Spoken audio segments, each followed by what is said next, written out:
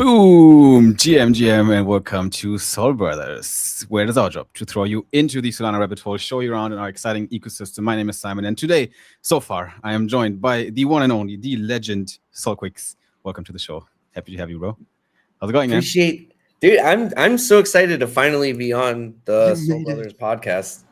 I'm really I made excited. it. This has been a long time coming. Yeah, this is It is. and we were It was supposed my to be fault. joined by a couple of other celebrities, but it's Yep. all good. At least the Fox is here. The Fox is punctual. I'm always on time. I'm early for things, so I'm happy to be here, dude.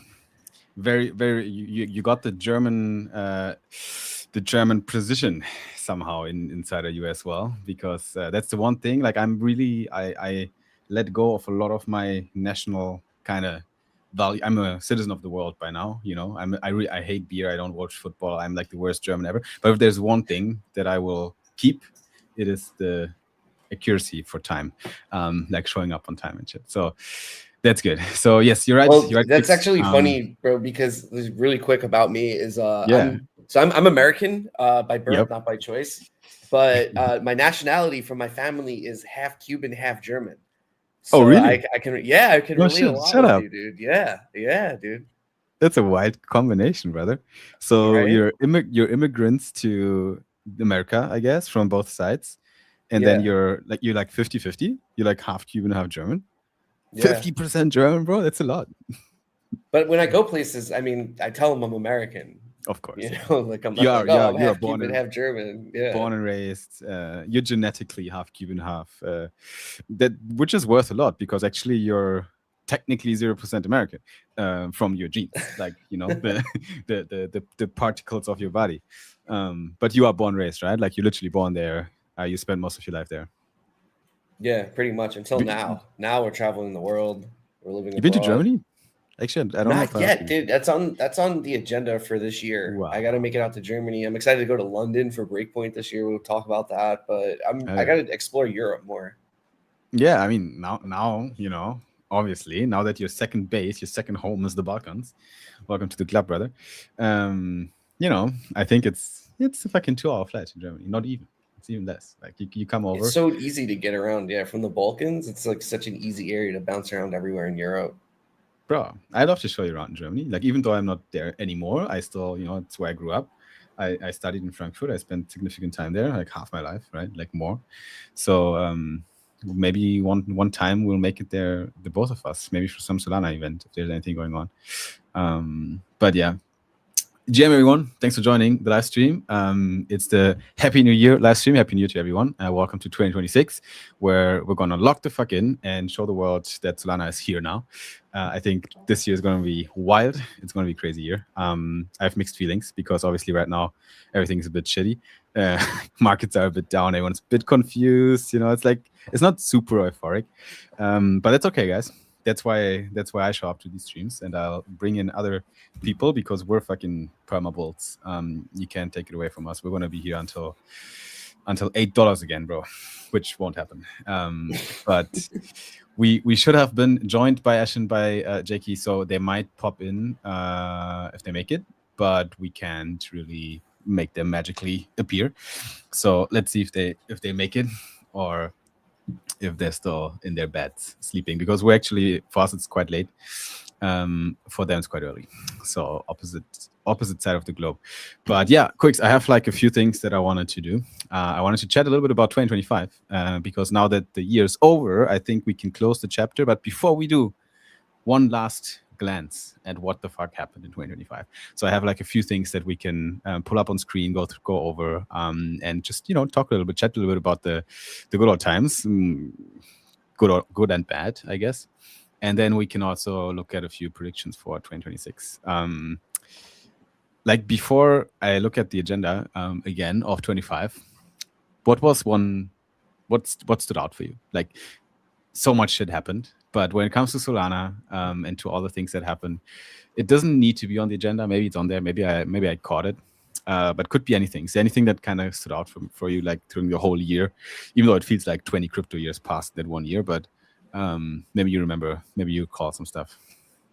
So I'm gonna do my absolute best to fill in my Korean counterpart role here today. Because I mean, he's also bullish. Like, shout out Eno, of course, for those still wondering. I'm extremely bullish on Solana. Obviously, there's many things that happened this year, but I would say all of the serious financial institutions that came in from like the PayPal stablecoin, Western Union, Visa doubling down, Bitwise, ETF. So really seeing a huge influx of institutional money. Plus, I'm really bullish on a lot of the DATs. We work specifically with DeFi DevCorp, and I'm really bullish on like what they're doing. They've acquired over 2 million Solana now, Validator, stocks, LST. I'm extremely bullish on all the institutional recognition that we're getting on Solana because it adds the legitimacy to the technology that we've been building. Hell yeah. Yeah, I have that. There's one segment about ETFs and DATs on my reflection anyway. So we're gonna get there. Let me. What about you? What was your favorite for 2025? I think honestly, if it's one thing that I need to call out, it was. Yeah, I don't think it was the institutionalization because there was kind of. I don't know, like. I think it's the clear path for Solana. It was kind of they called it the Nasdaq for on crypto rails, right? When it was at inception, then the whole narrative changed a little bit, but now we're kind of back with a more elevated approach to that. So it's not just the Nasdaq for on blockchain anymore. It is just whole internet capital market. So there was kind of, I think it was almost, I saw that coming, right? So that's ETFs. That's all cool as well. But I think what I now towards the end of the year felt is that we learned a lot when it comes to on-chain economies, governance rights, tokens, liquid assets that are really natively on-chain. And I think that is one of the, I think there's a lot of substance from the learnings from 2025 because we fucked up a lot. A lot of tokens went down and they might not come back. But I think we have learnings and they are coming to the surface now, which is going to be very interesting. So I think we're going to reap the rewards from that. From the whole kind of on-chain economies and also governance structures that are not yet fully, I think, figured out. But we're getting there, and I think there were some really good learnings in 25 that we can see. And it happened because it was painful as well here and there. You know, there were some. That's always when the shit comes up because I don't know if you remember the Tensor acquisition thing, for example, right? Where Tensor's Vector got acquired by Coinbase, and then there was like some drama going on because token holders were like a little bit like concerned. Ownership. Yeah, like you're selling part of your success of your company, but it doesn't affect at all the token holders. Like, where's the value? Like, you sold a piece. Like, there's a huge influx of capital. The founders are getting a bit richer, and everyone who's part of the equity. But what happens to the token holder? So there's a big detach. But we had to go through these events because it wasn't obvious yet before. That because before everything was pumping for a good amount of time. So I think we have to arrive at these points where everything is dumping, and then things like this happen. Because in a bull market, the acquisition would have no one gives a shit. Like, it gets acquired, the token pumps, and everyone's happy. But this time, token was already down bad. The acquisition happens. There was like insider trading, manipulation going on before the acquisition, which was had to be insider trading, and then just dumped from there. And then the question arises of, okay, like, what do I actually have with that token? So these kind of incidents, they look very bearish and negative, but I think they're inherently positive because we're learning from it. We're going to get the growing pains that are essential. If we didn't go through this, we'd all still be basing projects on NFT trading royalties. So it's important to go through these these growing pains. And Solana has a great example of that, by the way. We have a great track record of breaking things fast and then recuperating from it and coming out stronger. We've been doing that since way before my time when I joined Solana, like literally since mainnet hit and Genesis block started.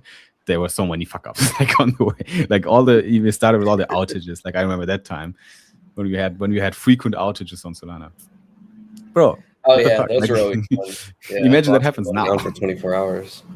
Well, I mean, when you think about it, like all the ones that were caused was because of client validator upgrades that were increasing bandwidth, reducing latency, like sure. Truly like pushing like the levels of finality and transaction speed and throughput.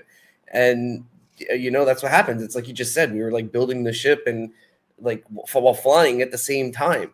But now I truly believe that if we were to hypothetically have 1 billion users show up tomorrow, or try to truly compete with the amount of transactions that like MasterCard or Visa is doing, many chains wouldn't be able to handle it. And just because like the chain may not go down, like the gas fees make it almost inoperable. Wouldn't you agree? Yeah, 100%. Like we saw it now with the with all these MDOS attacks that came on the chain like a few weeks ago. They were like huge, and no one really saw it actually. Like only if you were in the trenches a little bit and you were on Twitter, you saw what's going on, because you didn't see it on the surface. Everything was working as normal, but they were literally like these kind of attacks are spammers that are just trying to break your tech by spamming. But they're literally just brute forcing spams onto your servers, or in this case onto your on the whole validator ecosystem. But Solana kind of held ground, and no one, because normally system breaks and then they will force you to pay ransom or some shit to stop the invasion, right? Because there's too much economies at risk, right, that could break. That's how they make money out of it. But no one really gave a shit.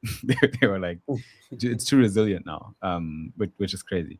And that's actually a good pivot here to the first little thing that we can remember from 2025. Let me pull up my screen. Oh, damn, I'm in a new browser. Smart. Wait a second. It's okay. Where is it? Yeah, I installed Comet from Perplexity. Yeah, okay. I've been using Brave a lot more, but I still always end up going back to Chrome. Yeah, same. Brave and Chrome are my top two, to which I do. Let me just see if I can switch to Chrome while the plane is flying, so I don't crash anything here. 1 second.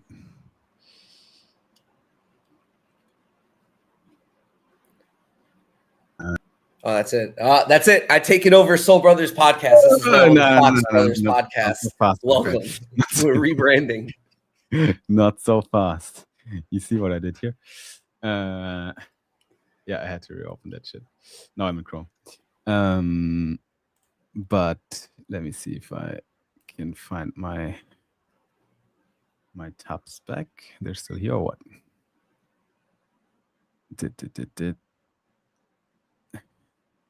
Yeah, okay.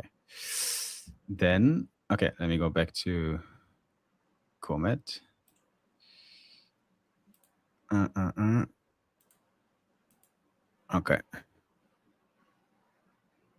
Aha, yes. Fox Brothers podcast. Welcome. Bro. Here now. You can't get rid of me here. This is my environment. I'm born in this live stream, brother. You're like the bane of live streaming right now. Here you go. We're up. Let's go. What up, we got Jakey here also. Yeah. Fox Brothers podcast at Jakey Brother podcast. There we go. Oh, there he goes. Right. What up, Jakey? How's it going, man? What's up? Sorry I'm late. You're only 30 minutes, brother. I know. I've been trying to figure out this time zone thing. Before, it was like when I got home, I was getting up at 5 a.m. And then somewhere in the mix, Gigi came here for Christmas. And like her sleep schedule, she was like staying up super late. So then I stayed up super late. And now it's all fucked up. But I'm here. I'm the same, brother. Like it's 1 a.m. here. So don't ask me. It's 1:30 now. Where are you at right now? I'm in Australia, brother. I'm on the other side of the world. And then Quicks is in freaking Thailand. I'm in Asia, yeah. Yeah. Where are you at? Are you in LA again, Jakey? Or are you back home in the motherland? I'm in Canada right now. Yeah. Yeah. How you guys doing? Man. Good, man. Not too bad. How are you, man? Good. Merry Christmas. Happy New Year. Happy New Year. Exactly. Happy New Year. Welcome to the show. I mean, you've been on Soul Brothers before, but not on the live stream. You've been on the recording. We have our legendary interviews somewhere scattered in the internet. That was actually fun. Learn a lot of shit. We did that in at Solana Toronto, didn't we? Back home. Yes, sir. Yeah, that was fun, man. Good times. And I was just about to dive into some 2025 reflection. You came in the perfect spot because I was just chit-chatting with Quicks here. We just had a good time. But let me first check one thing. Do you see a button on your right corner, Jakey, that says co-stream, or it's not here now that you joined as a No, guest? I'm not. It's not there.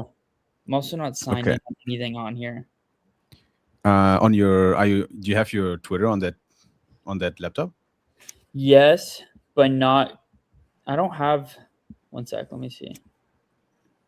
Because we could, before we get into it, what we could do, we could quickly restart, just end stream, start stream, but then you can connect your X, Jakey, so that we have the full force. Because right now Quicks is on, Soul Brothers is on, Simon is on, and we have our lovely people with us, GM guys. Just give us a second, and then we might just restart and then officially kick it off. If you have your X on your browser there. Let me see. Yeah. If is you it? got it, let me know. Stream. I don't know if it's actually working on the fly. Like that might also be possible. I don't know what you're seeing, but if you have a button there that says co-stream, then you can actually do it while we're live. I do not. Yeah, okay. Then we have to. Wait, it says And stream this stream. to your audience. Yeah. Oh, cool. You can do Yeah, that. that's Wait, yeah, let me that's try and log in. Hold up. Yeah, that's fine. You're gonna be exiting and entering again. We're here. We're not going anywhere. We're gonna talk a little bit with the people in the chat. Who do I got here? Alexander Grace here, laughing at Jakey being late. Crypto Terminator Musk is here. GM, brother man. This is just the rehearsal, says Alex. Yeah, kind of. We're getting there, bro. Martin Morales, what's up, brother? How's it going? Boycel, I saw Jinsu earlier as well. Martinez is here. Jinsu also a legend. Martinez. Okay, wait, I think I got this. Here we go. Maybe we even get Ashen after 1 hour in here. Oh, yeah, he actually wrote. Up. You forgot, Jakey, you forgot to wake me, says Ashen. Jakey, Dude, we're supposed to It's wake the up other way Ashen. around. Ashen's What like in Dubai time. He's ahead of me. He should be waking me up, no? Or he's behind me, whatever. yeah, it's like afternoon for him right now. Yeah, he has the easiest time zone for all of us. Like here it's fucking middle of the night. Jakey had to get up early at 9 a.m. And then yeah, Quick's also it's okay. It's even earlier for Jakey. It's like 7 a.m. right now, 7:30. Oh, is it? No, Are you in that's Vancouver? EST. I'm on EST, so it's actually. Oh, okay. Oh yeah, you're at like 10:30 right now. Yeah, Wait. you're right. I don't know if. Let me go check. I think it might be live. Yeah, you're live, I think. I see Wow, that was easy. Yeah. Solana, chop up. Chop it up, brother. Yeah, I see you. Now maybe we'll get Ashen in here, maybe not. We'll see. But we're not holding off. Good to have you with me. Welcome to Soul Brothers. And let's start right in. So Jakey, what we're planning to do is we wanted to do like a quick recap of 25. I prepared like a few links that we can timeline react to and have some fun about some crazy shit that happened in 25. How was the year for you, man? How do you feel about 25 personally? What's your honest take? Okay, my honest take. It started off rough. So I feel like January was great, and then February it got a little like rocky for me, and then I felt like I spent 2 or 3 months kind of like figuring out how to fix a lot of things, and then June came along, and my whole life has been around the Based House and trying to build that up. And although it's been great, it's also been kind of like stressful trying to figure it out because I've never done this before. So the year kind of like, I know as we get older, they just like whip by, but this year was just exponentially fast because I felt like a lot of my like focus was not really on like a lot of my stuff in a lot of moments. And so it just, next thing I knew, from June to basically when we were touching down a breakpoint, I'm like, holy shit, Christmas is like, I'm going home after breakpoint here and it's Christmas. So it feels like kind of a blur. But it was good, there's a lot of growth, working on cool stuff. And so I don't want to, it was a progression year. Yeah, you made progress. I guess that's what you're trying to say. So I think, so Quicks, you said your highlight, like your Solana highlight, was kind of institutions coming to Solana and like all that big liquidity coming in. I think that's the first time we see that. So that's ETFs, all that stuff. For myself, before you joined JK, I said that for me, it was kind of a year also of a lot of failures on Solana. Like we saw a lot of shit going down, a lot of tokens obviously getting wrecked, meme coins dying away, and like a bunch of bad shit happened. Not gonna lie. And we're gonna talk about it now as well. You remember there was Trump token last year, like that. I think that was 25, right? Like that all happened. That all happened in 25. But for me, I think why the year was good is because with all that shit breaking, I think the ecosystem got much stronger again. It's like a fucking muscle, right? You break it, it builds itself up. So that's what I think Solana did really well in 25, and the community as well. We keep pushing forward, even though we're getting kind of beaten down here and there. So yeah, but I got one question before we start reflecting. I'm just stalling because I'm curious. So Quicks, obviously we know like it's really hard to miss that you're affiliated with Solflare. Like I can tell it from looking at you right now. Like everyone knows, right? No like chance. I think everyone kind of knows. Jakey, you're more like generalist creator, but then also you have the pump affiliation, right? Like how much of a thing is that actually? Like how much do you identify with that collab? Like because you're not, Yeah. Look at Quicks, right? Like How much do you talk to Elon on? Hey, on the listen, I daily? have a tattoo of Pump right here. So when I have my shirt off, you can Quicks. kind of tell. But Quicks, Solflare. yeah, I don't have any tattoos actually. I was thinking about that as my first. Bro, tattoo. if you get a Solflare tattoo, you should get it that'd be tatted. cool.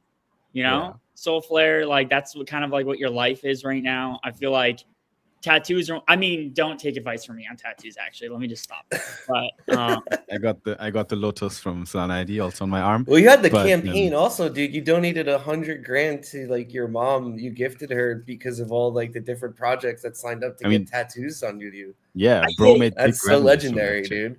dude. the problem though is like I actually made a tweet recently and it kind of blew up around that, but I saw that. that's like a 2024 thing. Like, hopefully, 2026 is kind of like somewhat similar, but like, you want to do it again?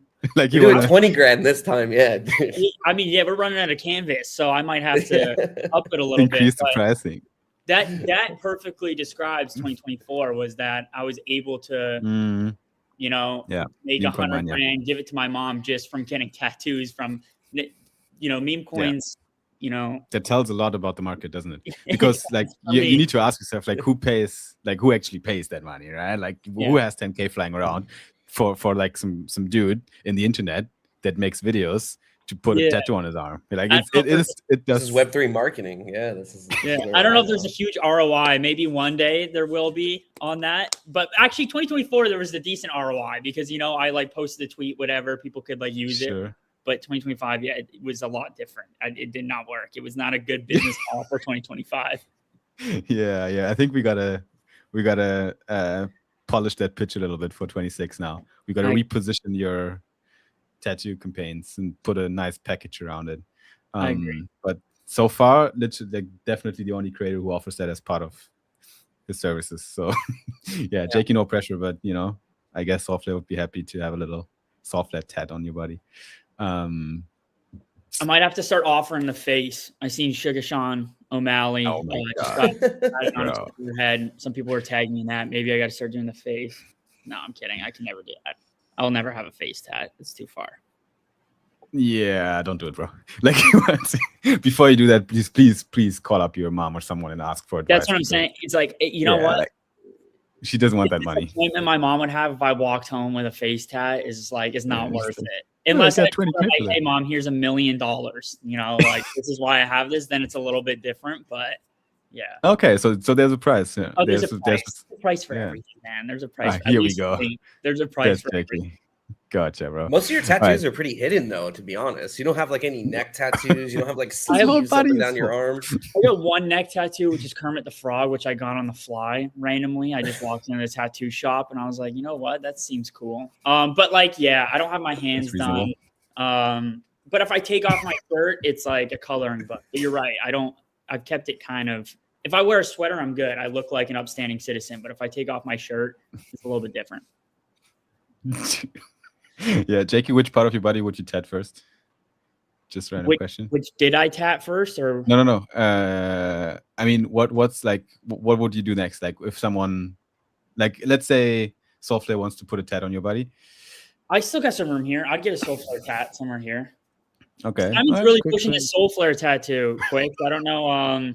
I don't know like who gave him the authority to approve. How about you, Quicks? Like, where I'm would not you getting put any yours? tattoos, dude. I'm just asking for like which part. I gotta of your get body back would- into shape first, dude. I'm on the same Jakey arc right now, dude. I'm taking like a play out of Jakey's book. I quit vaping. Today's like day Here we go. 1.5, basically. Let's go. Dude, it sucks, dude. That's why I'm like trying to do this little stress thing right here. Bro, this dude even didn't even drink for like how many years, Jakey? Like, I think you're also on a good I streak. just crossed 5 years. New Year's Eve is my 5 years for no drinking. That's awesome, dude. But congrats, Jakey, you enjoy a little beer here and there. I mean, dude, back in the day. But Quicks, I know that for the vaping thing, I'm not super like I didn't quit cold turkey. I tried at one point and it was so hard. I haven't vaped in like 3 or 4 months, but like the Zins is like I'm popping like 10 of these a day, dude. So it's like I heard that, dude. Switch to the Zins, dude. Yeah, I'm not fully on the arc of no nicotine, but we've moved a little bit. Wait a second. I mean, I hit it like 5 times today, dude. But snap! Oh. Look who we got here. Oh, look who we got here. But he doesn't look up. like he can hear us or talk. He does look confused. He is muted. Yeah, Ashen, you're muted. So in case you hear us, it's fine. Like this technology stuff, like not everyone gets it. There's like a button with a little microphone on it. If you click it, nope, you're still muted. I can hear you. Sorry about that. Here we go. Yeah, I'm so sorry I'm late, guys. Oh, that's fine. You're just 41 minutes late. That's totally fine. Yeah, Jakey didn't wake me up. Jakey didn't wake me up. I blame him. It's Jakey's fault now. It's your this fault. Goddamn Canadian, Bro, that's insane. Wait, what time is it for you, Ashen? It's not that it's not that early. It's just Are you in Dubai? No, it was. I was in Dubai. I just got back yesterday, so I was asleep because like jet lag bullshit. That's my excuse, not my reason. There's no reason to be that late. That's just my fault because I'm retarded. Who's Hassan the streamer though? You look like him. Bro, Jakey, I'm telling you, do like a DNA test because you and I, number one, are probably related, and then number two, you're gonna find some secrets or some shit in your DNA test, bro. You're probably right. I've been meaning to do that for a long time, actually. Why would you be related? Why would you be? You guys look like brothers or what? There's like certain angles that Jakey, he'll post a picture, and I'm like, shit, that could be me if I was just a little whiter. And then I'll post a picture, and people will comment. They'll be like, "You look like Jakey if you were a little whiter." You know. I actually have seen those comments. I mean, the hair is like if I like take off the hat and I slick it back, the hair is pretty similar. Your beard is like a little bit nicer though. Yeah, bro, your beard is fine. Yeah, from the one from all of us right now. Like we all I got look beards, like dude. We're all I look old like men an now. Aussie. Yeah, I'm just like over here in the outback right now. I don't have any. Yeah, but Simon, you're the biggest fucking guy in crypto. You're the biggest dude in crypto. You can do whatever you want. Yeah, fuck the beard. Like I can look like shit in the face. As long You're as I have some gigantic. You also don't look like shit in the face. You look fine. You're a beautiful man, and you also happen to be gigantic. I hear you. I hear you. That's wrong, Brando. Brando said that Ashton has a better hairline than me. This is not correct. Wow. This is not true. Wait, me? Wow. Yeah. I just have a big forehead. The hair's fine. It's getting personal. Yeah, you actually do have a good hairline. I'm getting there, bro. He's gonna start soon. Are we about to bring like clavicular on or something, dude? Like what's going on? I have looks thing now into 2026. I have all of the good guys. Sorry, go ahead. Sorry, go ahead. This is the Solana 2026 stream. Okay. This is the Happy New Year, Ashen, by the way. Thank you. Happy New Year, guys. So we're covering here Solana, okay, not just Jakey's hairline and Ashen's beard, and Quick's next Soulflare tattoo. I didn't get any compliments. Yeah, no, dude. Yeah, okay, guys, come on, let's drop some compliments for Quicks. I was there at your at the awards ceremony. You did a fantastic job hosting. There's someone I know that was their first crypto event they ever went to, and they were laughing only at when you and Bangers were on stage. So you guys did a great job there. Oh, I appreciate that, man. I'm happy your boy Juicy won, man. He's absolute legend. I'm sorry we had to like kind of like rush people off stage. We were getting in trouble for having people speaking because you have to fill out Really? a permit to speak in front of an audience at the UAE. True. So they were being Oh, wow. Oh, Yeah, they were with being passport dicks and about shit. it, dude. Yeah, 100%. Yeah. They took our microphone away. They're like, no one could say thank you. It was That's annoying. crazy, bro. Yeah. Yeah. No, that's totally fine. Don't worry. You guys did nothing wrong. That was amazing. And that guy, like, for those of you that don't know, sorry, Simon, go ahead. I mean, finish your sentence, brother. Whenever No, you're I done. was gonna say, I'm Justin take- literally, yeah. he's from Ukraine, bro. He escaped the war in Ukraine just like a couple months ago to Dubai. So the past 3 months for him have been amazing, and that award was like cherry on top. Wow. I mean, he did really Now well. I feel in even 25. worse because he was trying to say thank you, and I was like, I pushed him off stage. I was like, yeah, put it in a thread because like, we were getting in trouble for having people speak. Dude. Now I feel terrible about it, dude. No, you're fine, bro. Don't worry. All right, here's what we're gonna do, gents. We're gonna talk about some highlights from 25, and we're gonna do a hot or not. So I'm gonna ask you like if there was a good thing or a bad thing, and then why. What's the good stuff, the bad stuff about it? Ashton, if you want, you can stream this to your audience. By the way, there's a button in the right corner that says "Stream to my audience." You might have to log into StreamYard and reopen this, but you can do that in the background if you want. We're all live on our channels. And then, yeah, the one thing that happened this year, let me just change the screen here, see if I can get Jakey here and Ashen here, and nice. So, do you remember this shit? So, what the fuck happened in 2025? I don't know if you guys still remember this, but it feels like it's been 2022 or some shit. But this was literally last year, not even a year ago, that the president of the United States launched his meme coin. So, yeah, was it now looking back hot or not? Like, was it worth it? Or I think, what are the dude, this was the single biggest wealth creation event in crypto. I truly believe that. This is the biggest one. 0 to 75 billion market cap in like 2 days. That's disgusting. And obviously there was insiders. Obviously there's bullshit and blah, blah, blah. But that's everything. So like, if this was like where everyone made, if they didn't already in that cycle, 7 figures, they made 8 figures on mistake. You know, this was a fucking crazy day. It was a crazy day. Yeah. Not gonna lie. I'm gonna have to agree with Ashen, and I have no incentive to say that this was hot simply because I didn't make any money on the Trump trade. I actually, to be honest, when I look back on 2025, probably one of the most toxic days or downright like horrible sentiment for me personally was probably this day, because it felt like everybody around me made generational wealth while I consistently looked at it from $1 billion to 3 to 5, and I said, oh, no, top, there's no way. Then it's at 10, and then I wake up, and by the end of it, you know, it drops at like 72, and there's not a worse feeling than everybody around you making a shit ton of money, or even just like, you know, making a decent amount of money, and you didn't even see it. And that was me. Yeah. No, for sure. I agree. And especially because, just to add on that, especially because we're in this fucking bubble. Like, we've been here before fucking Trump, like way before. Like, this is our, you know, this is our ecosystem. Like, you know, and then there's like some part for me was some randos. Yeah. That was make 10K out of nowhere. That's 100% the hardest part, is that I feel like I'm chronically online.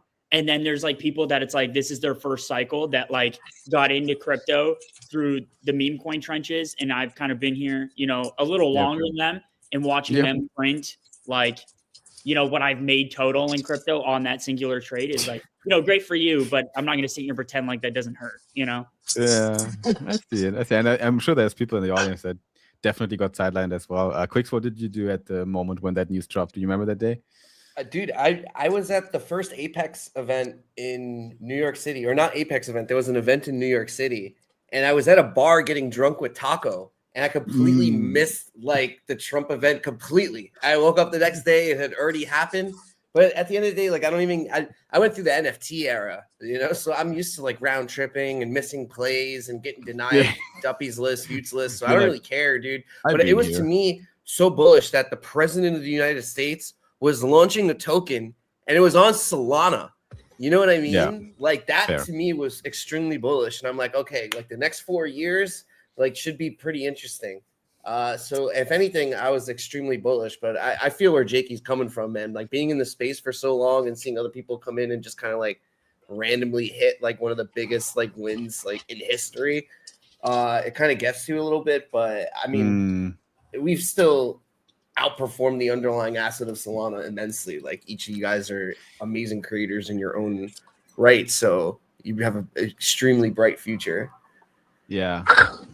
Yep. I think overall, we have to admit, unfortunately, that it was hot and not bad for the chain, because it did bring the attention that we kind of wanted, I guess, for the ecosystem and the validation, and that we can do it, and you do this shit. Yeah, the president launches his shit going on our chain or on another chain, even if it's because he's right, this guy, whoever Brian Krassenstein is.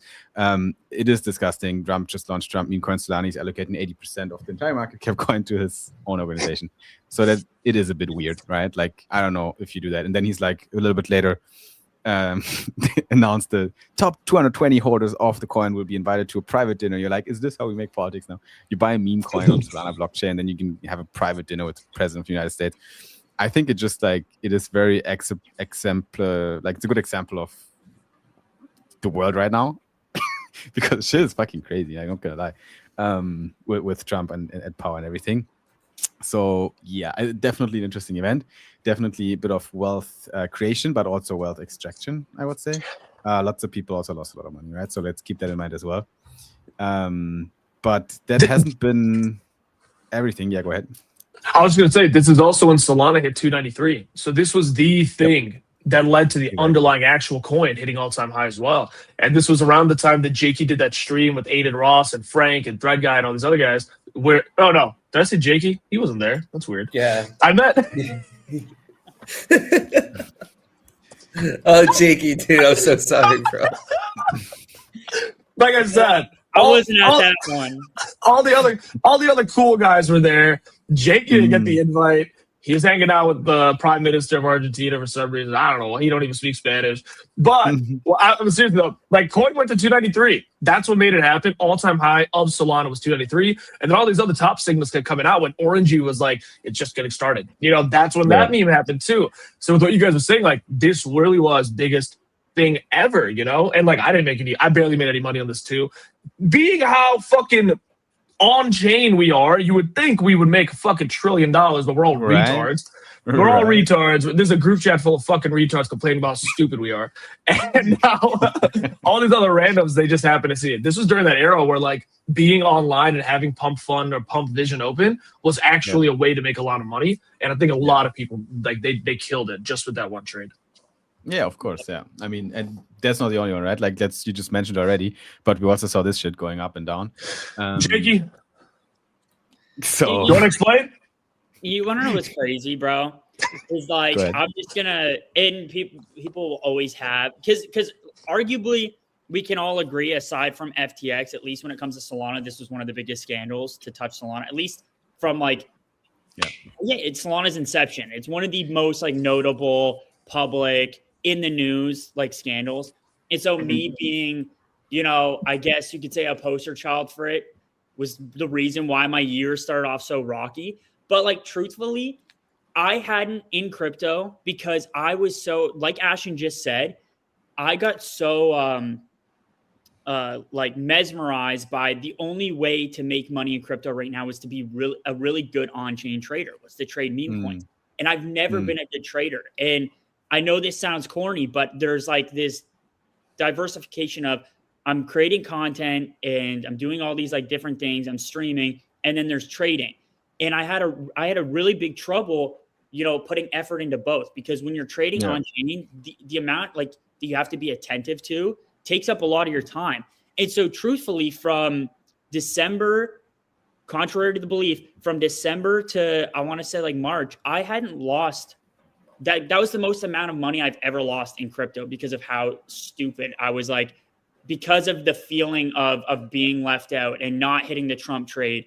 And then like, all these other like AI cycle, like you see all these people crush it in the AI, like meme coin meta, and I didn't make any money. And so like Libra comes out, I get painted in this like weird thing. We don't even have to go over it, but I get like thrown in the mix. And it's just so crazy to me that it's like, I'm this insider, I've cooked all, but in reality, I like lost more money than I ever have. So like, it's one thing to be painted as like a scammer and an insider. If you actually like truly made money, right? Mm. And it's almost like I go back and it's like, I wish I just did. You know, if I'm going to be, if public perception was that I was an insider and I was like making all this money, I may as well have done it at this point, because not only now am I painted as, you know, an insider, whatever, I also made no money. I'm also still trying to make it. Like contrary to the belief, I am not rich. I'm not poor, but I'm not rich. In 2025, there was no financial progression for me. Like, truthfully, if I go and look at my books and I look at my wallets, there was no financial progression for me. So yes, that happened. I just figured I'd throw in my little take on the whole Libra thing. Fair. So it is what it is. It'll probably never go away, but it is what it is. But how does I mean, I'm sure like maybe you guys have questions as well. We can stay here for like a minute, but how does that actually work? Like, you just get thrown into a group and you have no idea what the fuck's happening as a creator, and then you're like, yeah, that sounds good. That looks lucrative. It's a freaking president of Argentina. Like, might as well, you know, might as well talk about it. Well, the thing about the president, like, I was never in any of those conversations. The only connection that I had here, okay, really quickly, was with Hayden Davis. And truthfully, Hayden Davis had connections with a lot of people in Solana. He was in a lot of circles, in a lot of conversations. And I met Hayden for the first time. And I've told this story a bunch of times, so I'll keep it short. But I met Hayden for the first time when I worked at Cube Exchange. Cube is like an exchange, great people. He was doing some of the marketing there, and I was creating content for Cube. That was the first time I ever met him in Kelsier Ventures. We fell out of touch, and then we went out to Istanbul for Castanbul, Jupiter's event. Yeah. And Hayden had hit up Steve and said, yo, I'm out here for the Jupiter event. We should get breakfast and catch up. And I was like, Steve's like, do you want to go get breakfast? And at the time, I was never a big fan of him because he always tried to little brother me, like in every conversation. And I was like, whatever, let's go talk to Hayden. And at that breakfast that we went to was when he, you know, told us, you know, he's working. He did remember there was those M3 launches back in the day? Yeah. Remember that? Hell yeah. He told us that he was working on that and that he helped facilitate the Melania launch. And at the time, Melania I think Melania had only dropped a week before. And so in my head, I'm like, oh, so that means there's going to be a lot of like bigger tokens on Solana. Like, Melania wasn't great. I'm not sure what the story was behind there. I didn't ask a lot of questions, but like, you know, I'm assuming that there's going to be bigger launches that are on the political side. It just made sense. And then in that conversation, we told him that we're going to Egypt. He's like, yo, I got people out in Egypt. We could set you up in a hotel, a car, or whatever, doing what he does. You know, that's just what he does. He's like, but in return, you guys should come out to Barcelona and we should, you guys should check out our place in Barcelona. He'd been inviting us to Barcelona since we met him at Cube. Blah, blah, blah, blah, blah. We go to Egypt. We kill some time in Paris. We go to Barcelona. And then we had dinner with him out there. And that was about it. You know, at the time, there were conversations and there was fake Argentina coins popping up. If you were trading on chain, you kind of had like an understanding that was happening. But I had no knowledge that was actually, there was going to be a token from Javier Milei. And then it just so happened that after we got home from Barcelona, the Argentina, or what was it? Libra dropped, and it was a witch hunt. Anybody that had any connection, there was a picture of us at the Waldorf in LA that like really sparked. I don't know if you guys seen that picture that Steve ended up deleting, but that was like a year before. But people used that picture to paint some like image, and you know, it starts spreading, and everybody wants to point a finger because it wiped out a shit ton of stuff. It arguably like killed the practice. Like, it just like, you know, the sentiment was terrible. And I had those like connections, you know, we had the Barcelona dinner. We met him in Istanbul. We had that picture from when we worked at Cube. And so it was easy to paint a picture. And that was it. Like, truthfully, that's literally the story, that there's nothing to it. And Ashton, go ahead. Bro, funniest part about that is that you said, I might as well have scammed and made a bunch of money. They were going to blame me anyways. I wish I did make some money. Well, that's what I'm saying. It's like, if it makes sense, like if realistically put your guys like yourself in those shoes, and everybody's going to think you're a scammer. They're going to think that you're like this like horrible, like on-chain criminal that made a shit ton of money. So you get that, but then you also don't get the didn't make money with that. It's like, yeah, of course. Then you just suck. Yeah. we were also at a time when this is like post Sahil. You know what I mean? And bro. To me, what was like more shocking to me was like the day that Caitlyn Jenner posted on Jakey's like Twitter. That was to me, and I love how like you ran with it and completely made so much content out of it. I think that's hysterical. But to me, that was more shocking than this like the president of Argentina. At that point, like we've already had so many celebrities. It felt like the only people that could have launched a token at that point were Elon and Kanye. You know, after Trump and Melania, dude, like it was just like it's whatever. And Kanye man, did. You know? Kanye did. I just want to sprinkle that in here as well. But anyway, different story. I mean, yeah, it's all like post Sahil though. Like, so Yeah, I never It was understood 24, why wasn't it? it was. Yeah, this was like. And dude, So, you're 100% right. In the early days of like Sahil, to me, even like this is how my brain was wired. And the reason why I even like did the thing with Caitlyn Jenner was this: I was just so focused on the content side. I was like, oh, sick. You know, I'm a creator. I'm an attention whore. Like in Web 2, when I was creating, I would never get these types of opportunities. But because I have somewhat of a platform here in crypto and these people are interested in crypto, I can like leverage it to do content with them. So I was never looking at the token side or can I make money from this or whatever. It was just, yo, when I got in touch with her team after they put me in that tweet, I was like, I just want to do a vlog with Caitlyn Jenner. I want to do some type of pod. I don't care. Like that's interesting for the lore. That's something that my parents can be like, yo, what? Like that doesn't even, you're with Caitlyn Jenner. Like, so to me, that's just how I looked at majority of that.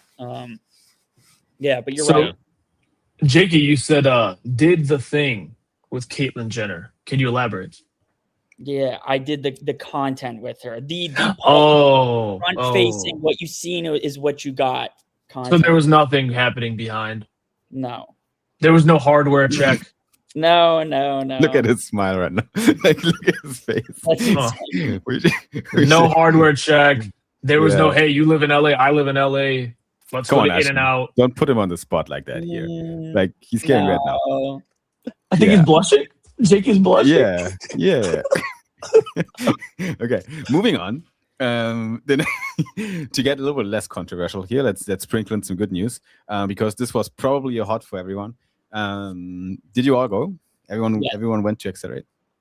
I saw Jakey there. Yep. I saw Quicks there. Ashen, I don't know if we connected there, but we probably missed each other. Yeah, but I was there. Accelerate. What do you guys think about Accelerate? It was the first time we did that event.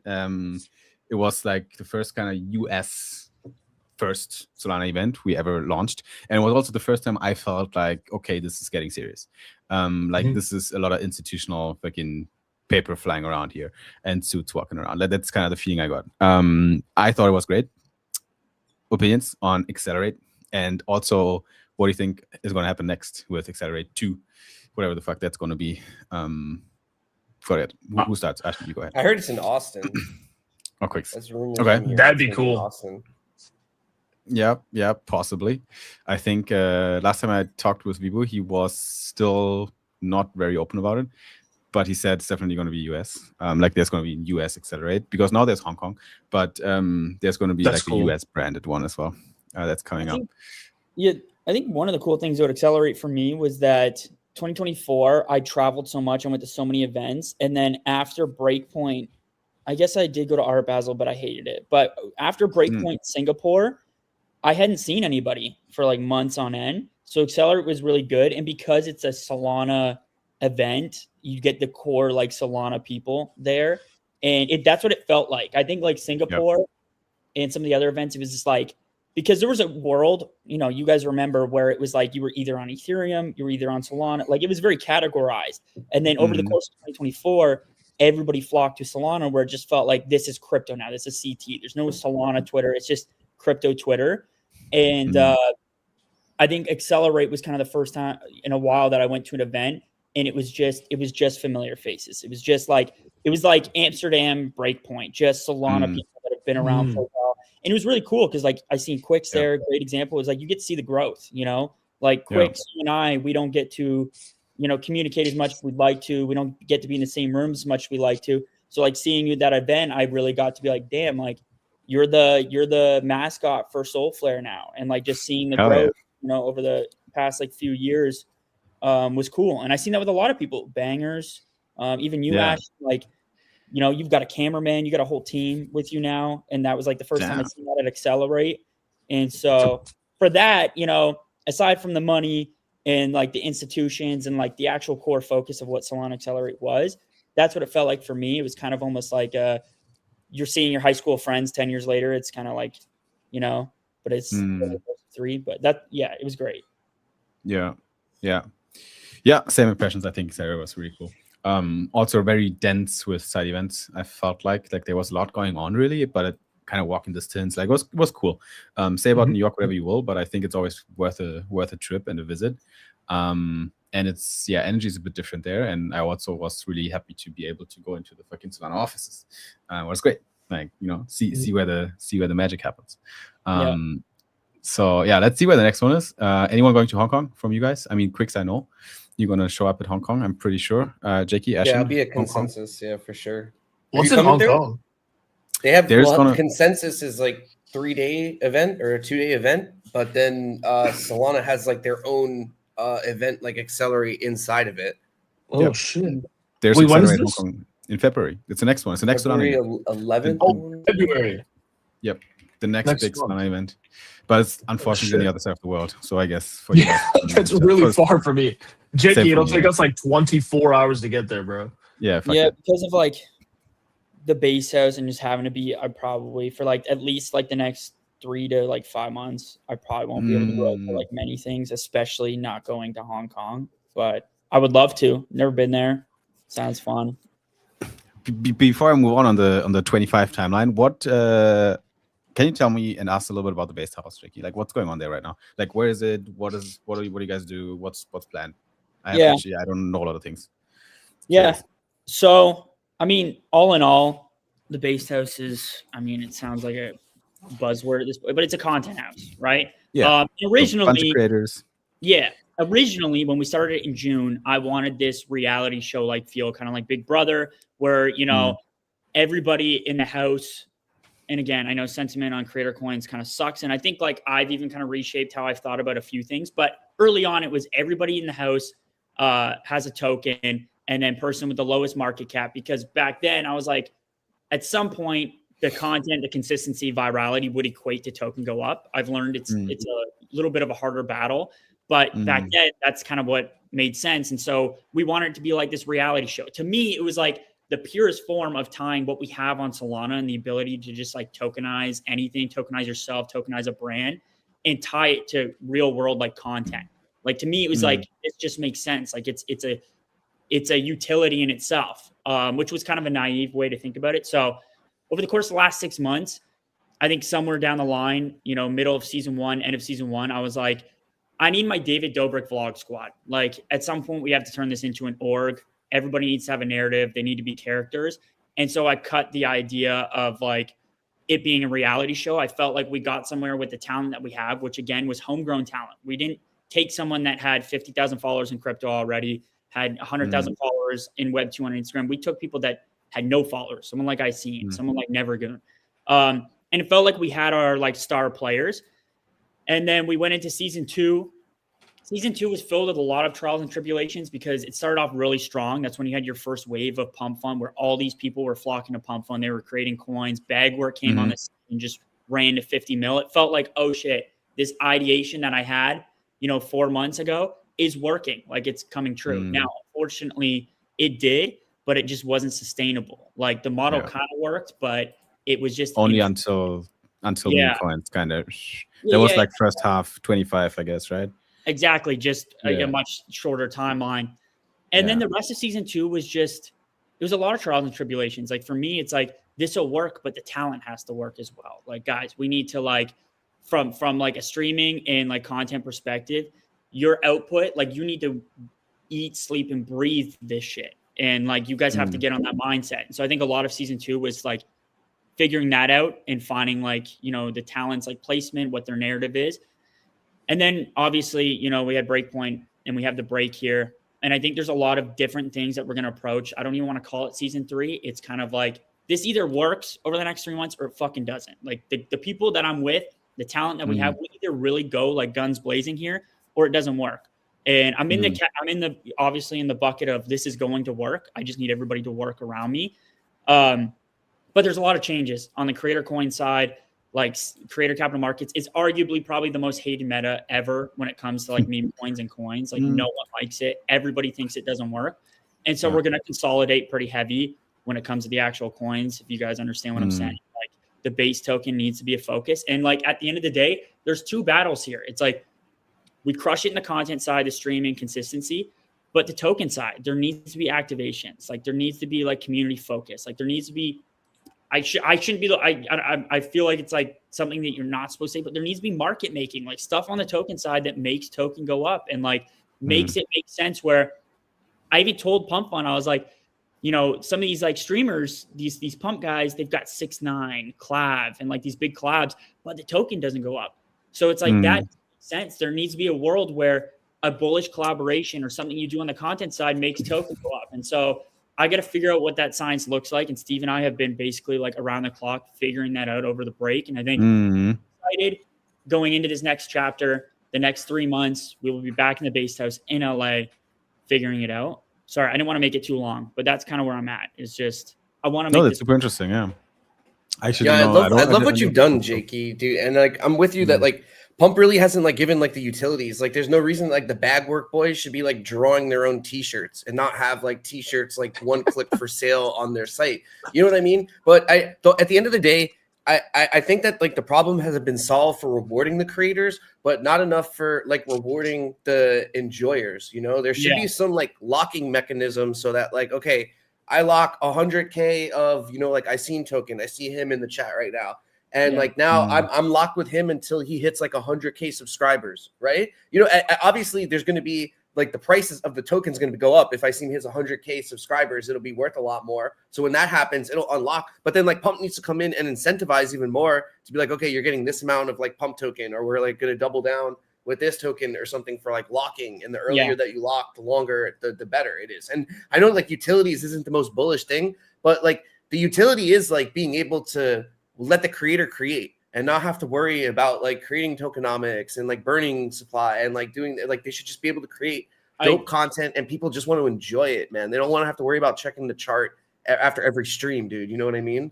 I agree. I think there's like a lot of things on the side. You're 100% right. Like the creator side, like I know there's a lot of critics around Pump Fun. And especially like the on-chain traders, they feel like creator rewards and like the way that is set up, the structure has kind of like been worse for them.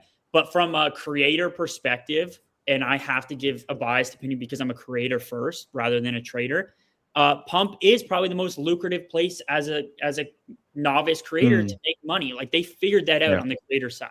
It was like an argument I made for Zora and Base as well, was like people are mad that token didn't go up. But from Nick Shirley's point of view, he made $65,000 in a matter of 48 hours. He wouldn't have been able to do that on Patreon. It would have taken a lot longer in that time span. And he probably could have done it on GoFundMe and it probably would have cooked. But the problem with that is then it takes away the crypto aspect. It takes away the speculation part. Like then there's no option for people to either make or lose money on it. So I think from the creator's perspective, it's somewhat solved and makes sense. You're right. On the consumer side, there needs to be things like there's like these simple changes where even I think like when you're watching a stream on Pump Fun, I don't feel like the chart should be right in front of your face. I understand that's like a utility to why there's like this crypto integration with the stream. I feel like if you're going there to watch the stream, you don't really want to know like if you're down money or losing money. Like there has to be like this consumer incentive where it's like, I just want to watch the streamer without having this big chart that has a big red candle in front of me. Like I'd like to just enjoy the content without knowing I'm losing or making money. So I think like little changes like that could help it. And then you're right. Like there's like features where it's like you have to treat it almost kind of like a subscription on Twitch a little bit. I don't know what that looks like. But there needs to be features like that. And I think they're working on those things. And there's Pump Fun will always be heavily like critiqued, but I've had extensive conversations with them and I'll always show love to Pump Fun because they made my vision somewhat come true. Like without Pump Fun, I wouldn't be able to do this content. It's this like dream I had as a kid. And so I'll always be biased towards Pump Fun because they put me in a position where I can do these things. So that's the duty. Yeah. But yeah, I think I'm fairly neutral as well. Like I'm happy Eno's not here because Eno is a big hater on Pump and the negative things that he likes to highlight here and there about them, especially when it comes to Solana. Like we're as like core Solana builders, like we're like fucking, we're not maximalists, but we're fucking proud of the chain and everything, and we want that everyone gives back. You know, we're like Of we like course. Bonk, you know, because Bonk is Solana first.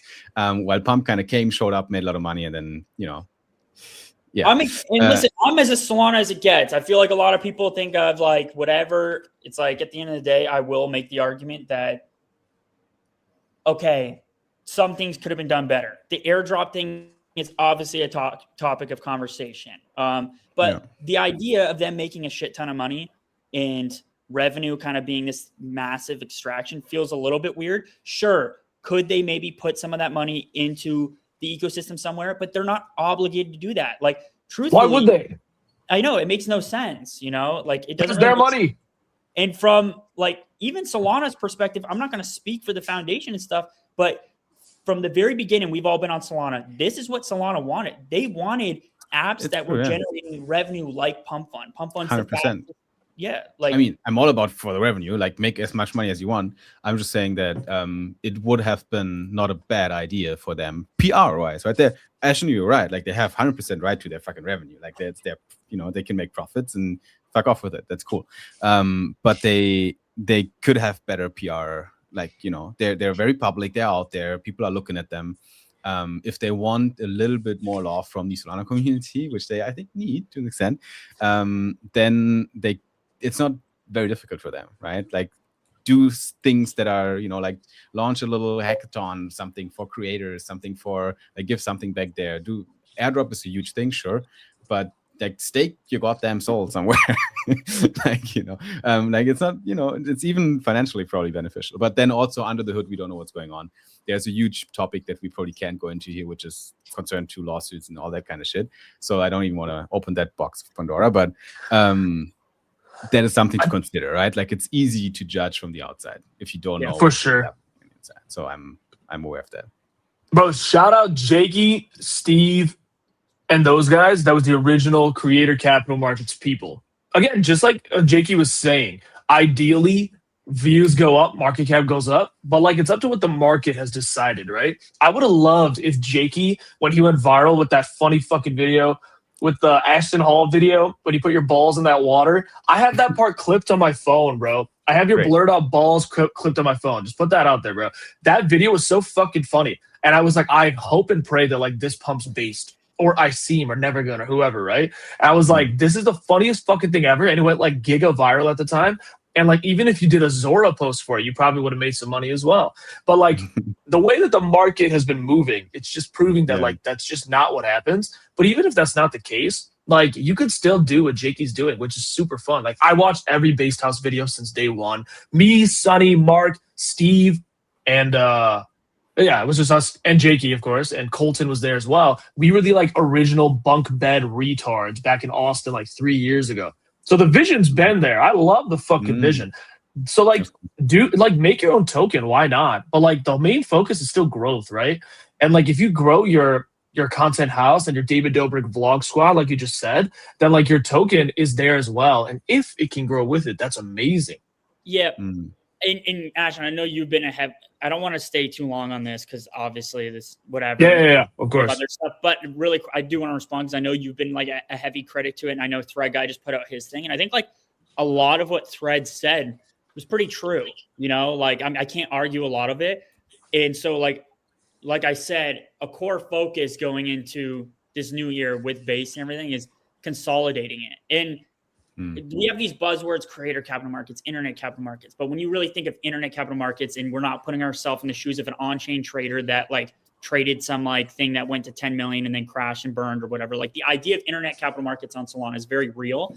And so I think there's room for a content organization. You know, we've seen what happened with FaZe Clan and stuff. Like, I think there's room for a new org. There's room for a media brand to be in the internet capital markets field of Solana and for it to already be tokenized on Solana. And so like, basically what I'm saying is maybe the creator tokens like Iceem or Never Doing, these things didn't work because we've kind of spread ourselves thin and there's already like not a ton of volume. What if we had all of them just working on the one token, which is Based, and streaming off of that on Pump? That's that's like an experiment that I want to try going into the new year. I don't know what that looks like yet. So if there is potentially anybody watching that holds those tokens, I'm figuring that out, what that looks like on an airdrop, whatever. We haven't So don't go and sell, buy, or whatever. But that's an idea that I'm thinking of. I have base token, so this sounds good to me. I've had base token for forever. Yeah, I think there's room for it, and obviously I'm also like I'm at the intersection as well, right? Like I'm on the one side, I'm building on Solana. I'm fairly deeply embedded in the whole builder eco, but then also I have this new endeavor with Eno of building a media brand around it and having Sol Brothers as kind of the spearhead of Solana content, especially like in the builder circles as well. So it's kind of the intersection. It's not as entertaining and indigenous what Jake is doing with base tiles and everything, but it's also not as technical as like a Lightspeed or something, or not as somewhere in the middle, a bit more normie friendly. But I think there's room for this, and there's ways we can do it. But everything, the bottom line here for me actually is we need to fucking figure out tokens, not just for creator coins and everything, for everything. Like tokens are still not yet fully figured out, and that is one big learning from 25 that I have, because everything is down. Even though the business is doing great, even though Jupiter is making a lot of money, even though Camino is a great company, they're all, even though Pump is making a shitload of money, their token is fucking down, right now. And that's weird, because if you consider this capital markets and you consider them shares, what do I have a share of actually? Nothing. Mind share. I have a share of the mind share, which is worth 0 because it goes up, it goes down, it fluctuates. It is like, so there's an inherent problem we have on Solana right now when it comes to value accrual and token level that we need to fix, right?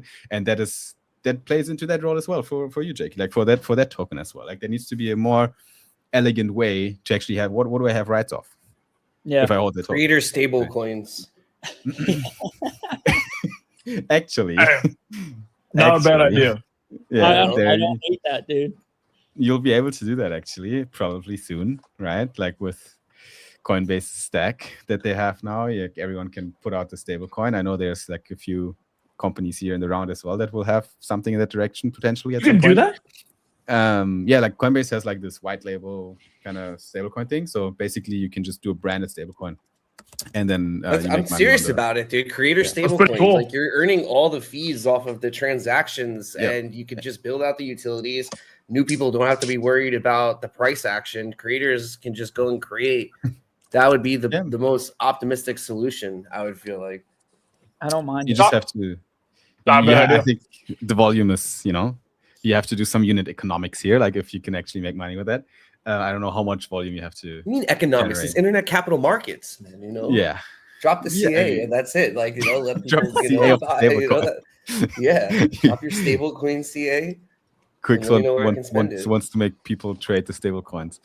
All right, quick run through some other stuff that went down, but let's not go into detail with these because I want to spend the last couple of minutes here as well to talk about 2026. But yeah, this year, 25, last year, we did a bunch of shit on Solana. So we went from Accelerate now to like a bunch of announcements that came after that, which was definitely also related to tech stuff going on Solana. So Alpenglow, one of the big keywords that we have that came up in 25.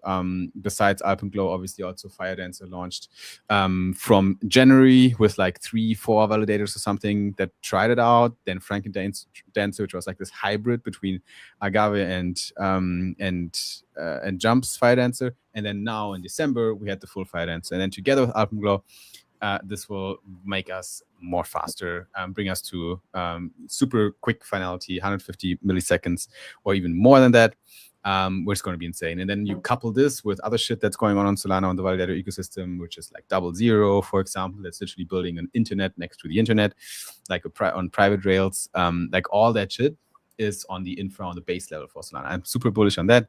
And I have like really strong belief in Ansa, in Jump, in Solana Labs, in the whole validator ecosystem, that they all figure their shit out. And then we can just build cool apps on top of it, bring institutions on, and the institutions are coming because we did also have a year of DATs. I think that was probably the most underrated thing. I don't know if any one of you guys saw that coming.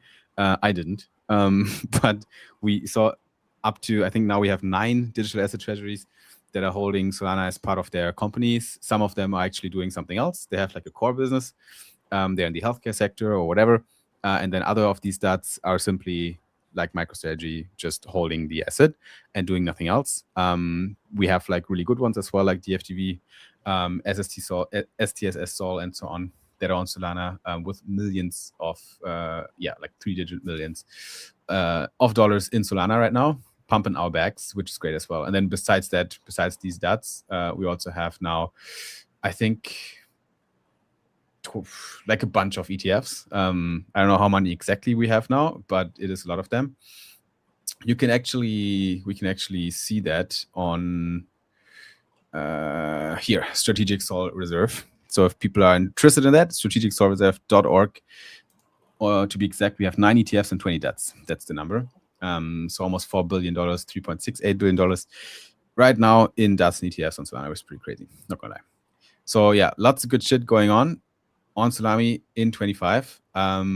Obviously, it all ended with this beautiful recap from the one and only Ashen of Breakpoint, which was obviously then a nice way to finish the whole streak we had in 25 with ups and downs. And it was a very rocky year, not gonna lie, for us personally, but also for the ecosystem, with lots of fuck ups, but also lots of good things that happened.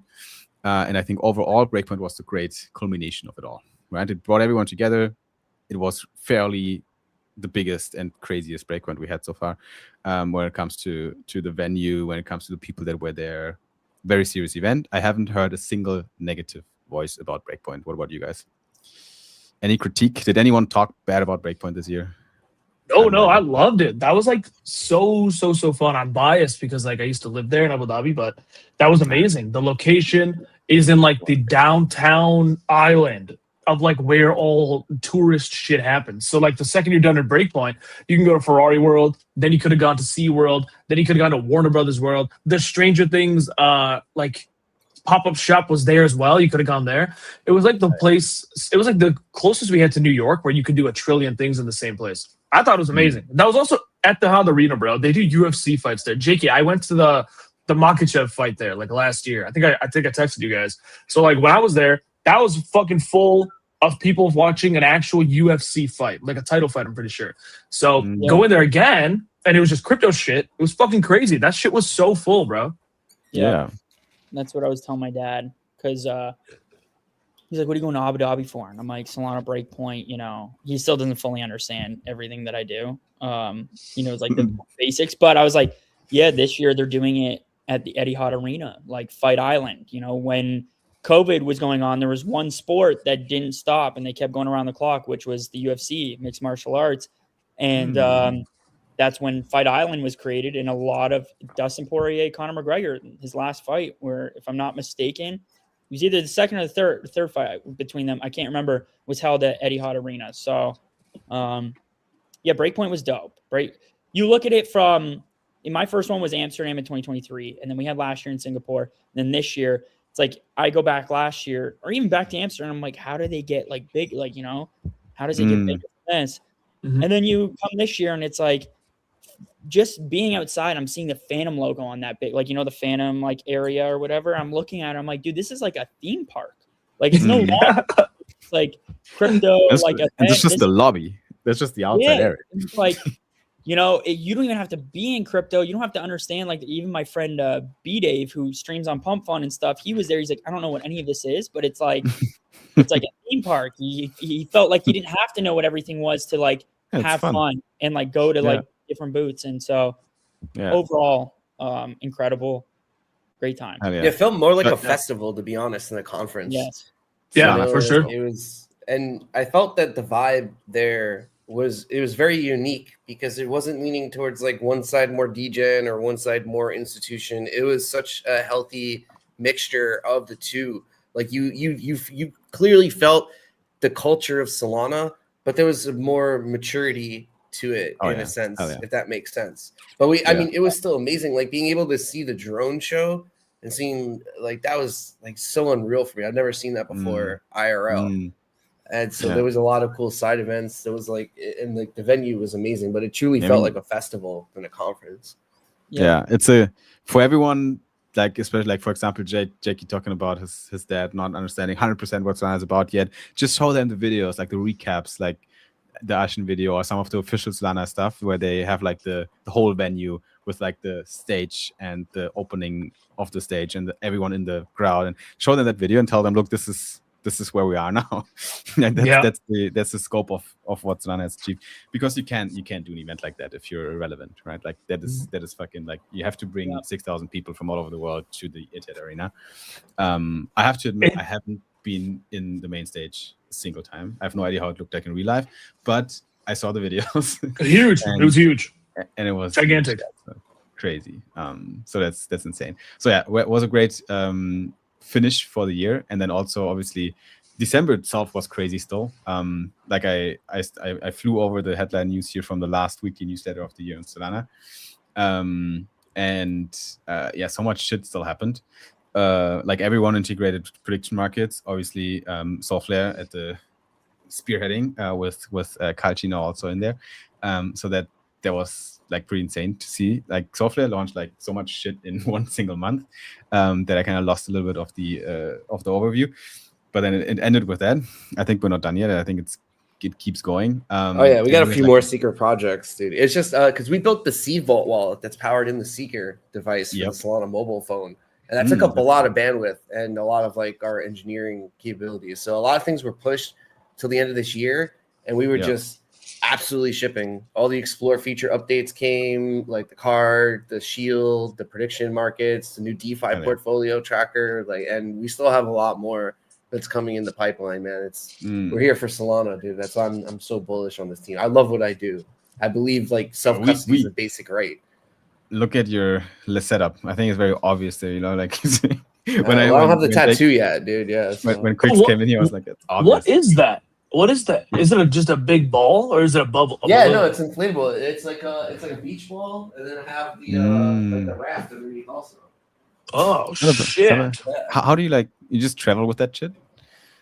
You just I mean, it deflates, dude. Okay, fair. Yeah, it's actually pretty handy. Yeah, it's great. Interesting. You should bounce on it. No, this isn't that kind of stream. Yeah, unless we start accepting donations for some reason. Did you sign up for my creator stablecoin yet? I'm sorry. Then you get to lock at least 10,000 of my creator stablecoin Foxy coins. I'm so sorry. I'm gonna send my mom some of your stablecoins, bro. Yeah, Fox USD, you can stake it, and then you can stake the stablecoin. You get an API. On God, and then you bounce on it. Access, yeah. You get exclusive access to Quick's OnlyFans if you're interested. This is the future. This is the future of finance right now. Hell yeah, crypto, bro. What do you guys think about Mert's little Solana Now app? Like Orb? Not Orb. Orb is great. Like I totally get it. The really smart on-chain explorer. I think that's great. But he built this Solana Now price. Right. I think it's amazing. He vibe coded that. That's beautiful. He vibe coded it. The only thing I don't really get, and that's like a fundamental question. I don't know. I posted today. I don't understand it. Why is everyone so excited about prediction markets when it comes to predicting the future price of a digital asset? Like, like I don't really get, because I look at the markets and I'm like, okay, there's like 5 million volume like over the course of 5 minutes here, and predicting, okay, Solana's going to hit $130 in the next 1 hour, right? I'm like, okay, if I bet on that, why don't I just go to Flash Trade and make a 100x long on Solflare instead of betting on it? Like, does anyone know that? I think if you put 100x long, the time frame make it smaller. You don't have to put like 100x on it, right? Like, because even 50, 20, 20, whatever it may be. I think there's that fear of liquidation. Obviously, you can still lose money with the prediction markets as long as your market resolves and you don't win. But I think it's that hourly thing, which is really smart. I think maybe some people are really good at timing a candle for 1 hour, but not a longer time frame for a month or a week. Because Min, if you guys remember, his long was 2 weeks long. He had that trade position open for 10 days. I'm pretty sure he was tweeting about that shit every day. And he made a killing. He made $450K off of that. But there was always, he had to refuel it. Or what is it? He had to put more money into the long to fund it. He had to fund that long a lot of times. Right. I think people are just interested in the hourly thing. Because what will the hourly price of Bitcoin end at? It's a little bit more higher stakes than sometimes longing for a longer period of time. Maybe that's what I think. Okay. Yeah, I don't know if there's a right answer. What was the question? Why you would predict the future price of Solana rather than just long like leverage trading it? Yeah. I mean, I guess even like for someone like me, I mean, well, again, it's tough, but I think it's like easier to understand too. Like you're just it's a mental thing, right? Like because it's technically the same. Exactly. And the second part is the mental thing simple. for me. Like I understand leverage trading to a degree, but I just don't want to touch it because I know how I am. But to me, you know, psychologically predicting it is a little bit different. It's they don't want to admit it, but it's a bet. It's a bet, right? Whereas like leverage trading feels like there's a little bit more of a thought process that needs to happen. And so I think for me, it's just kind of simplified. I don't know if that correlates to why Mert built what he built. Cause like, yeah, he put it in there. I'm not even familiar with it, but I think the difference between the two is simply psychological. Jakey, when you did your stream with Mert, I was watching that. It was the funniest shit ever. It was so fucking dumb because when Jakey was just talking shit, he was like, dude, I'm retarded. I can't do this. I don't know what the fuck to ask this guy. He's so smart. And then the second Mert joined, Mert was like, hey, what's up? And then Jakey said, hello, sir. How are you? I want to do another one with Mert because Mert is just there's like different calibers of like intelligence, and like some people are smarter at certain things, and Mert just feels like I don't for sure. There's never a world where Mert and I should be on a podcast. Like but it happened. It was so funny. It happened. And then we did it and it was funny, and like half of it was just talking about him going bald and like my receding hairline. Yep. Bro, fuck. He said, hello, sir. He was like, you're talking to your teacher. Felt like that. Hello, sir. I hope we see the next version of that, actually. That was fun, bro. Yeah, that was cinema. While we're talking, Solana's pumping, by the way. But side fact.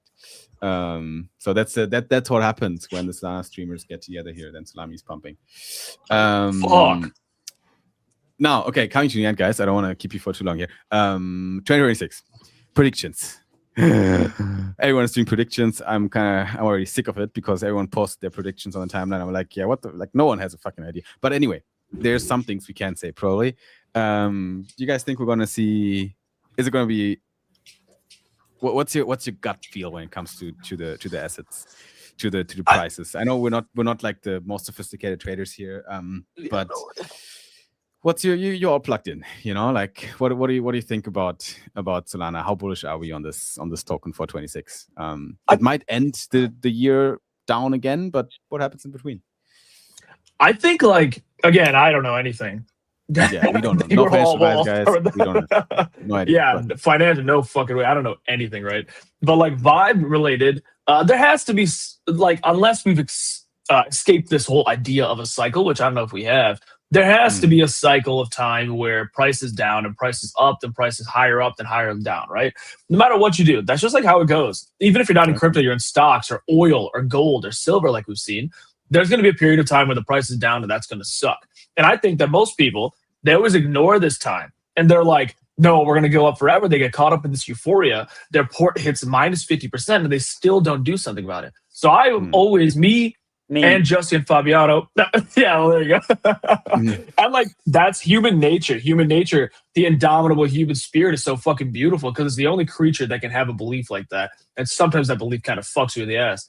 But me and Justin Fabiano, we get like yelled at every week for the past year whenever we would tell people, if you're up enough on a token, take profit, right? So I would say now, prediction going into 2026, if you're up and up on any token, take some profit on it, bro. I know there's a lot of tokens that are cooked right now. I don't know what the fuck you're making money on. But I believe, sadly, we might be going into a period of time where prices aren't the sexiest. Bitcoin isn't going to go to 158K or some shit like that. I just think everything that could have happened for there to be a significant raise in interest in the ecosystem and price to go up has already happened. Trump shitter launched. Melania cooked the fucking Trump shitter. And then Solana debts happened, like you said. Bitcoin reserves are everywhere. Countries have all the Bitcoins. And like all the ETFs in the world are out. And like even now, Visa and MasterCard and all these other big Google guys are launching their own L1, L2 bullshits.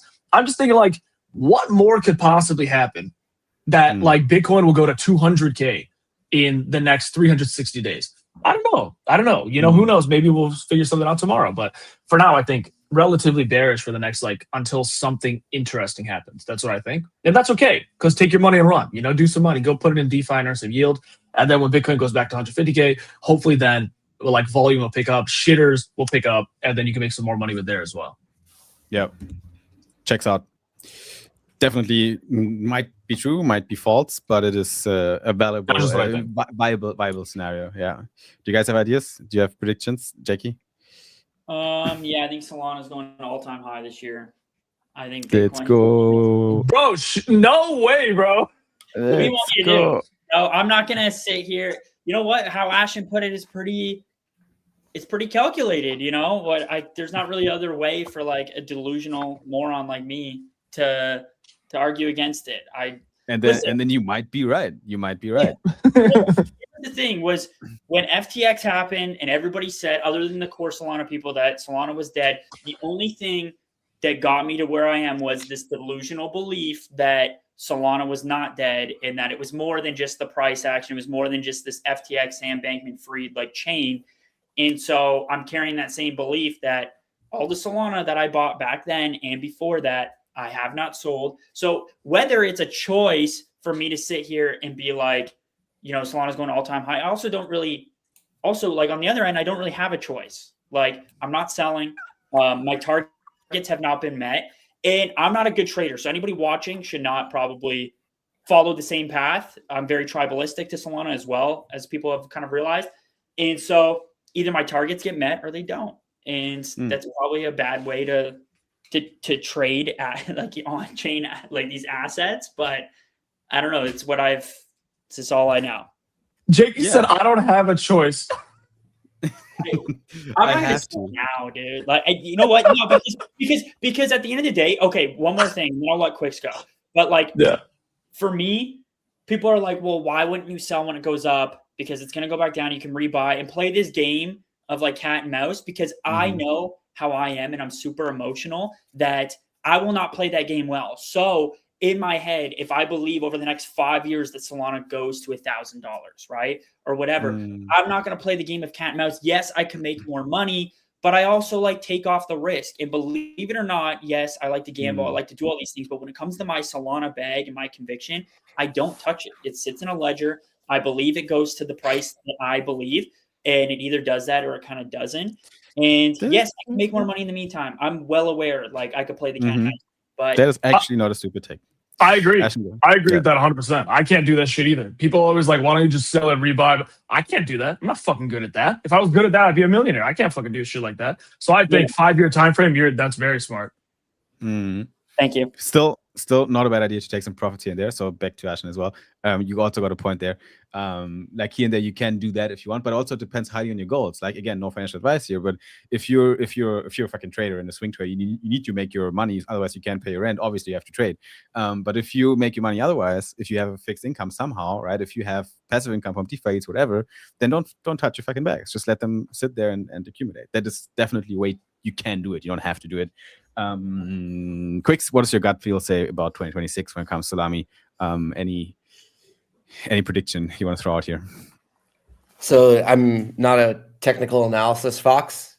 I'm a put the streams in the bag fox. So I have a job going into this. So that is also like very much important on the context part of this. And I also like pay attention to Big Brain. When Big Brain buys, I buy, you know, and so I don't really complicate it too much.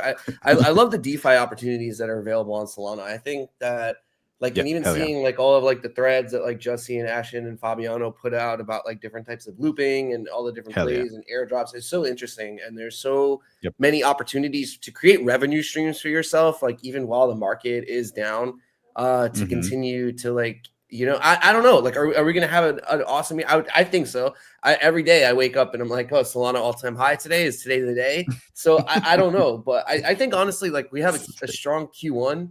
I think the rest of the year might be a little rocky. I'm sure there's going to be some sort of, like, drama that we're going to see. You know, I don't know. Maybe Taylor Swift gets, like, you know, a divorce or something. Dude, I don't know, man.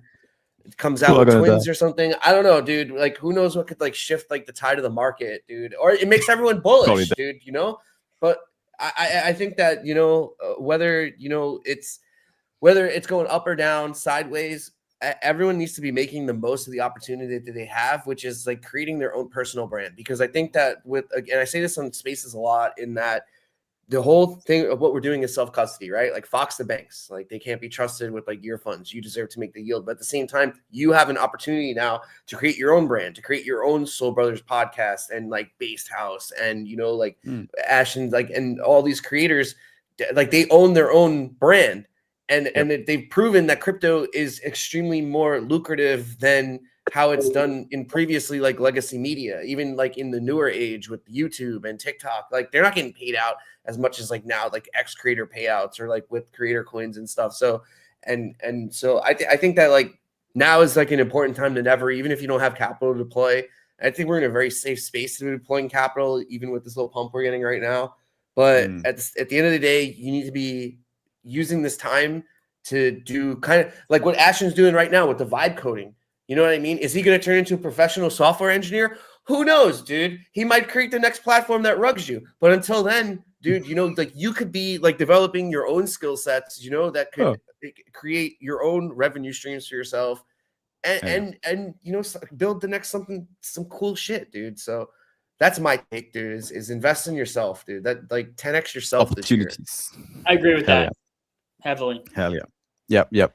We got the opportunities on Salami, so we can all make it and do something. We all have our unique strength that we can deploy on the network. If you're a dev, if you're a creator, whatever the fuck you are, it's never been more accessible than it is today. Sure, it is a crowded market. Like there's a lot of people trying, but also not. It is still a niche. Okay, so there's a lot of opportunity here, right? And also we're cool people. Like we're pretty friendly with each other most of the time. Sure, sometimes we shoot some shots, but overall we're really friendly to talk to. So I think it is going to be personally a really interesting year for Solana. I think it's going to be fairly bullish actually.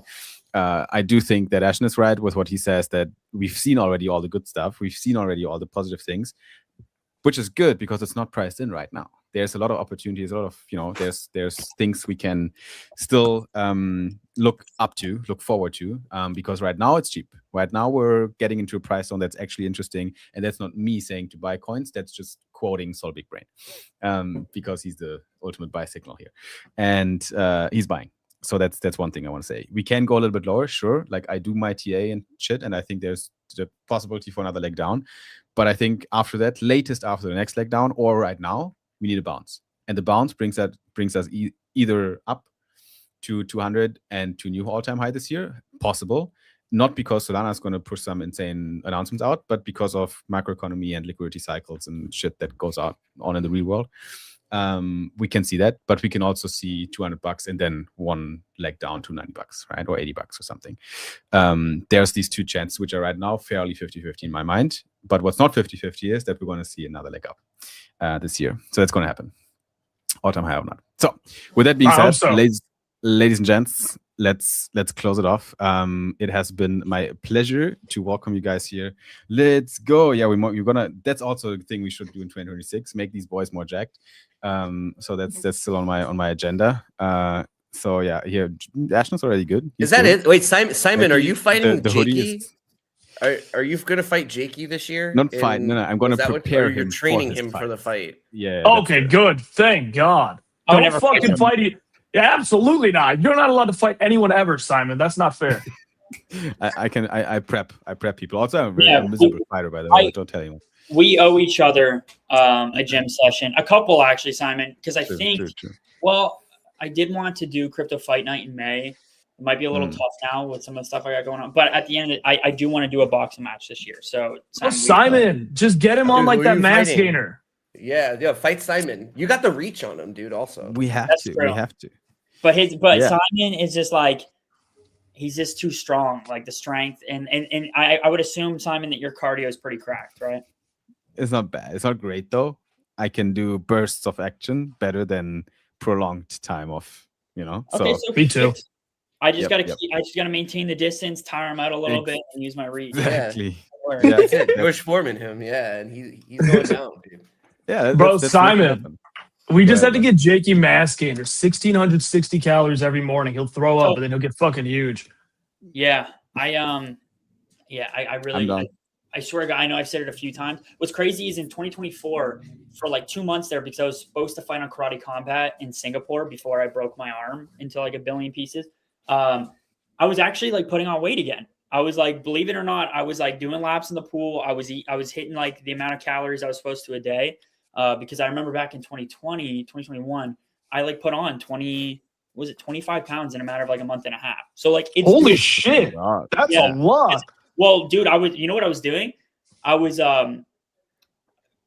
intaking like 5,000 calories a day. And like, for me, it's like, I'm literally just like skin and bones. Like, I don't really have a lot of muscle. It has to go And dick. somewhere. Yeah. Skin and like- bones and dick. Yeah, there you go. It's true. There you go. Hardware. Yeah, hardware. You gotta check the hardware, man. All right, guys. Before we check Jakey's hardware, we're gonna wrap it up. Thank you so much for joining today's live stream, everyone in the audience. Thank you so much, guys. You guys have a blessed day. Have a good week. Was my pleasure to host these chats here. We're going to do it again. You guys stay safe out there in these crazy markets. It might look like we're good right now, but we might be not. So stay safe. We'll see you at the next one, and have a good start in 2026. Yes, sir. Thank you guys. See you guys. Out.